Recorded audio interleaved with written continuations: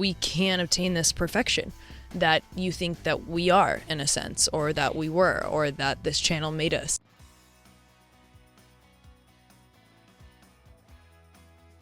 Number 10. The almost Cheetah-licious TV spin-off, the Cheetah Girls franchise.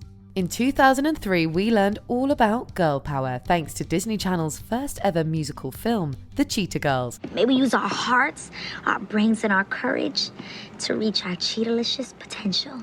Right here, right now. Based on Deborah Gregory's book series of the same name, we follow the teen pop group consisting of Adrienne Bailon, Keely Williams, Jessica Benson, and for the first two films, Raven-Symoné, on their wild and magnificent adventures in pursuit of stardom. According to Bailon, their next stop was meant to be a TV sitcom series with the working title, Welcome to Atlanta.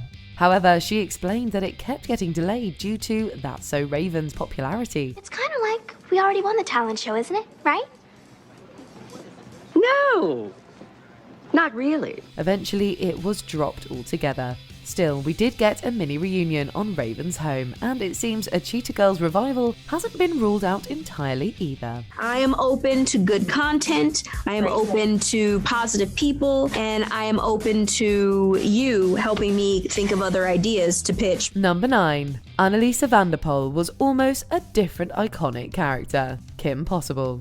Fans best know this actress as Chelsea Daniels, Raven's lovable yet ditzy bestie from That's So Raven and Raven's Home. If you accidentally set the toaster on fire, let me hear you say woo woo. Woo. Chelsea, did you kill my toaster? Woo woo. But if it hadn't been for her chemistry with Raven during auditions, we might have known her today as the voice of Disney's crime-fighting teen, Kim Possible. Supposedly, the actress was slated to play the title role while the part of Raven's best friend was offered to someone else. However, she and Raven got along so well that the teen psychic star pushed for Annalise to be cast instead. We are two foxy mamas you just don't want to mess with.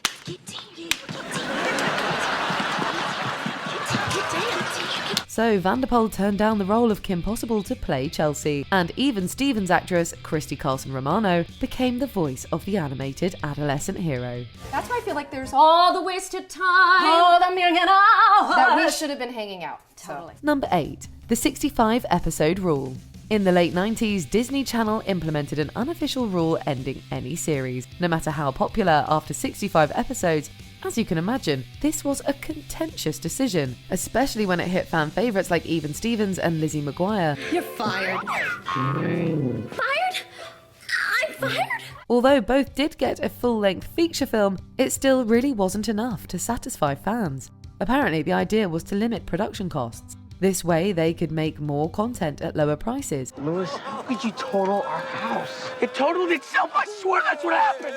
Yeah, congratulations, Louis. You did it again. Everything that's nice and decent, you just end up ruining. Ultimately, it was That's So Raven that broke the rule, reaching 100 episodes and introducing Disney fans to a new era. While many shows today still have a 4-season limit, you are far less likely to see your favourite series end abruptly. Well,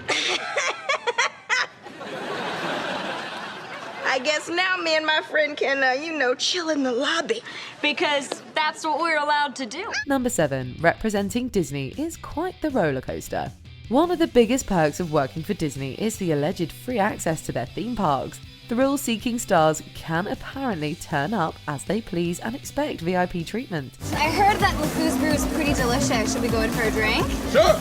Bill's over here. Oh my gosh. Check out my bicep. However, it comes with a price. Firstly, the actors are expected to make random visits whenever new attractions open and promote the Mickey Mouse ears out of their experience. Okay, this is my favorite part.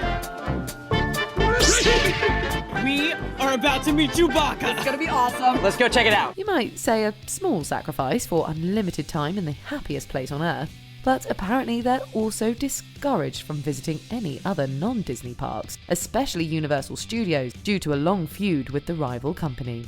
So don't expect to see your favourite Disney Channel star posting that they've escaped Gringotts Wizarding Bank or survived a trip to Jurassic Park.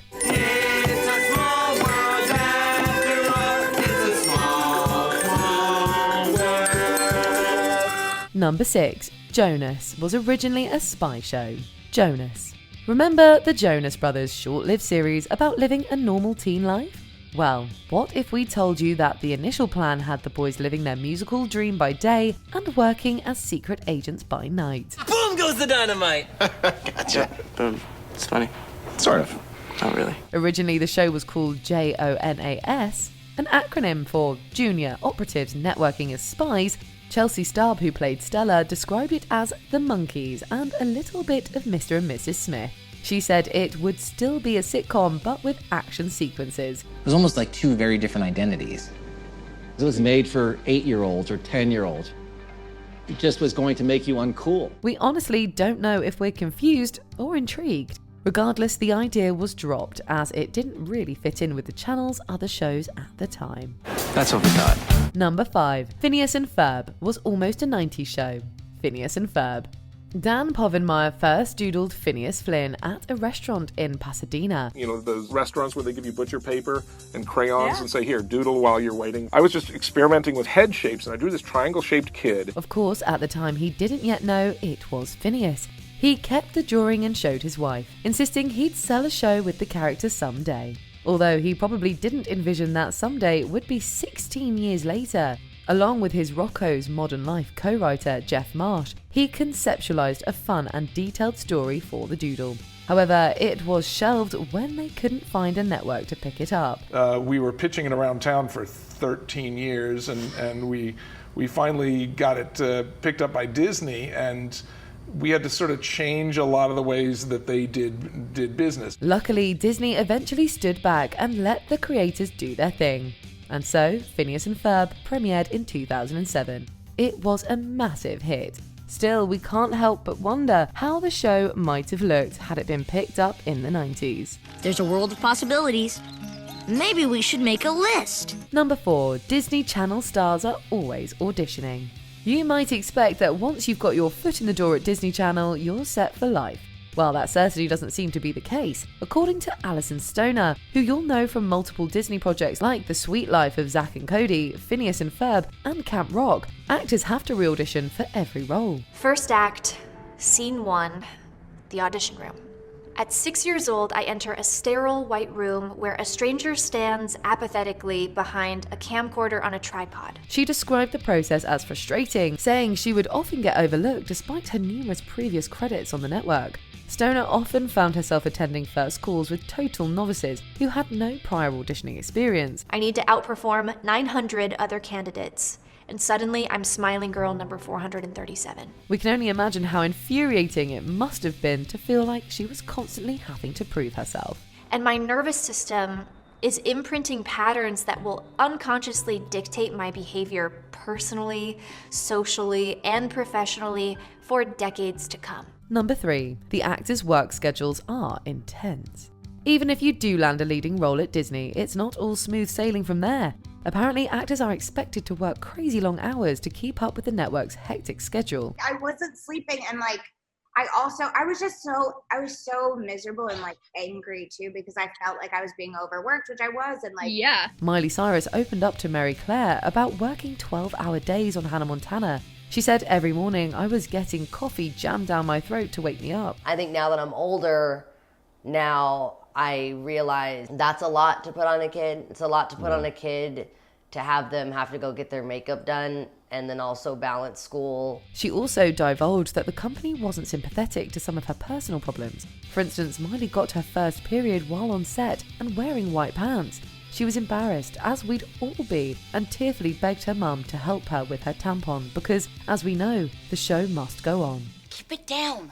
They'll hear you. I'm in your head. I can talk as loud as I want to. Number 2. The stars undergo heavy media training.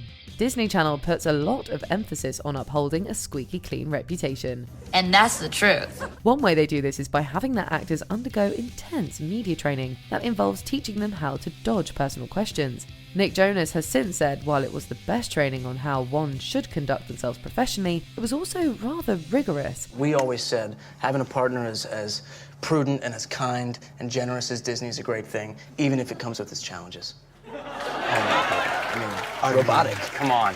I don't know when he's running for office. Bella Thorne further explained that they were encouraged to change their voice to sound young and play dumb if questions got too personal. There are even stories that suggest Disney had final say over its stars' social media content. That's a lot of effort to maintain an image, and many confess that it meant sacrificing their sense of self. That box is really, really tight and small, and it's wrapped like the most perfect present you've ever seen, and it's unattainable. Number 1. Promoting a good image. Another way Disney protects its perfect image is by holding its stars to practically unattainable standards. It was a bit more controlled. Yeah. There were certain things that I was, kind of had to do. As we've mentioned, they want their actors to be perceived as young, innocent, and flawless role models.